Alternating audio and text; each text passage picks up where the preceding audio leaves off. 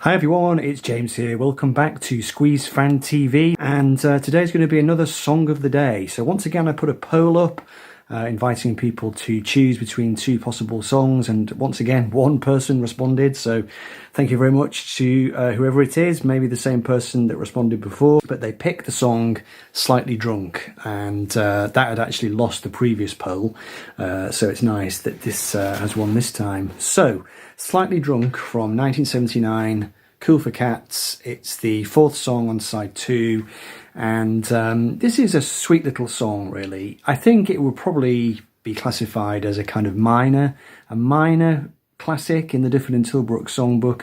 It's funny, in some ways this album reminds me of the first album by the Beatles, really, or maybe the second album, you know, those first two Beatles albums, and those, you know, those records contained great classics, you know, things like I Saw Her Standing There and All My Loving, but then there were these kind of second degree songs, things like There's a Place and Not a Second Time, you know, songs which are maybe not quite as classy as you know, the hits, but they've still got something about them.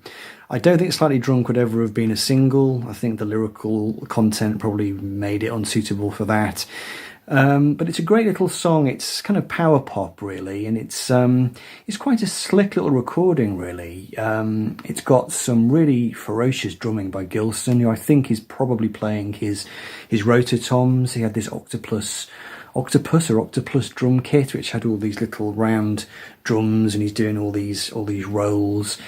The song, it's got quite a sort of classical feel almost. There's a bit of a fanfare quality to it, that kind of da da da da da da da da, almost like a sort of little show tune. I don't know, it's very quirky, it's very squeeze, and as far as I can remember, it's a song which Glenn takes the lead on. I don't think there are any Difford and Tilbrook joint vocals, and I think it's Glenn even doing the backing vocals. There's a sort of a compressed effect on the backing vocal, and I love the call and response thing that goes on towards the end of the song, where Glenn is singing his lines and then he's echoing them back to himself as this sort of backing vocal chorus, this sort of chorus, almost like a sort of Greek thing, you know, call and response. And it's just a really good, fun little song. I think it displays Glenn's great sense of major to minor chords, which is a thing which, again, the Beatles had. It goes back to the Motown songs, really, you know, where composers, they sort of mix up major chords which sound happy and minor chords which sound sad. If you sort of lay them next to each other in particular configurations, it has a kind of heart-tugging quality, which I think this song definitely has.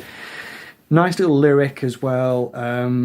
It's a very literate song. It's a song about a man writing a letter, and I think it's an early song for Chris, an early drinking song in a way, but I think it's one of the songs that showed he had a conscience, and that his drinking maybe at this point wasn't completely out of control, you know. There are certain tunes, there are certain songs on Sweets from a Stranger, for example, where you get the sense that his drinking... I'm not talking about Chris personally, I'm talking about the person that comes through in his songs. It's almost like by then, the drink is sort of hollowing out his personality and leaving him with kind of not much there, you know. Think of a song like Out of Touch, which is on Sweets from a Stranger. But these early drinking songs, they have more of a sort of sweet quality.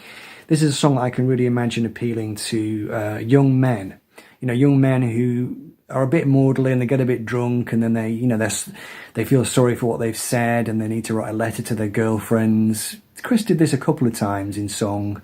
You know, think of I've Returned from Sweets from a Stranger, which I suppose is more about a guy coming home, you know, having behaved awfully the night before, and he's come home to apologise to his girlfriend.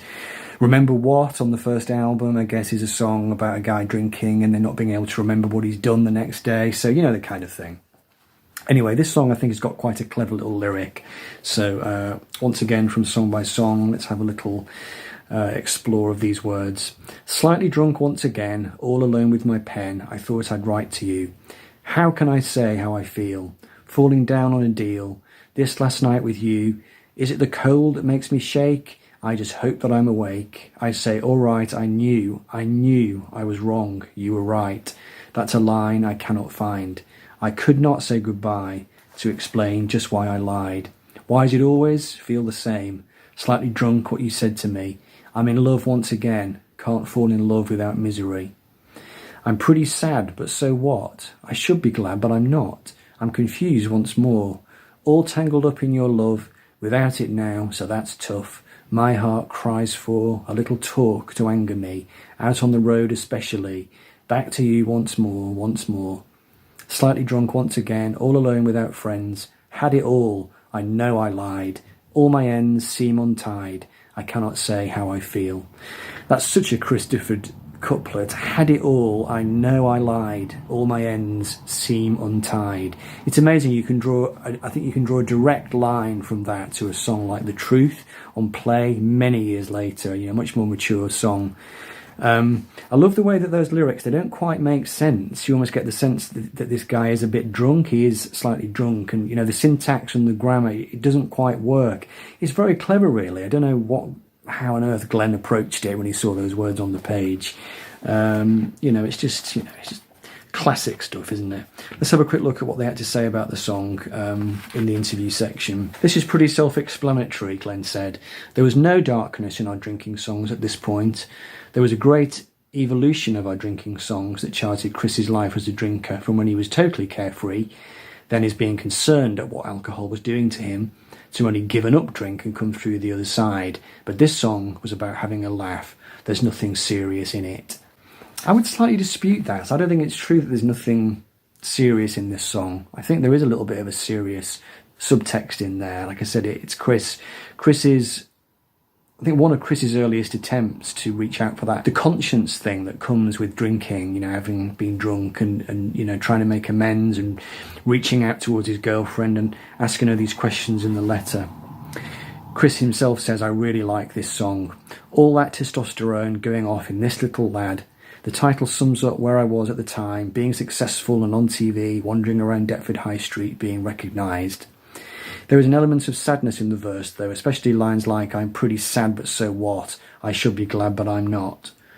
Overall, because of the way the music is, it has a laddish quality. And then this is quite a nice quote from Chris. When I visualise us playing it now, I see lots of men in the audience jumping up and down, shaking their heads in different directions. But the lyric is sad, about a lonely person talking to himself. It comes from a dark place. It's interesting there that Chris and Glenn, they have a slightly different viewpoint on the song. Glenn says the song was just about having a laugh, there's nothing serious in it. And then Chris sort of says the opposite, really. The lyric is sad, about a lonely person talking to himself. It comes from a dark place. I think I agree with Chris. I think the song does have a bit of a dark quality to it, but the music semi-disguises it. There's a sort of happy, sad quality, you know, as I said before. Chris says Gilson's drumming is brilliant. There are some great little drum breaks in this song which nailed the whole thing to the floor. Absolutely. Not sure if this song gets played still. They used to play it. They were playing it on the 81 tour, I think. Quite an ambitious song for the drummer. But anyway, you know, a deep cut, a song that's only Mad Squeeze fans know about. Definitely a good one, and one that I'm really fond of.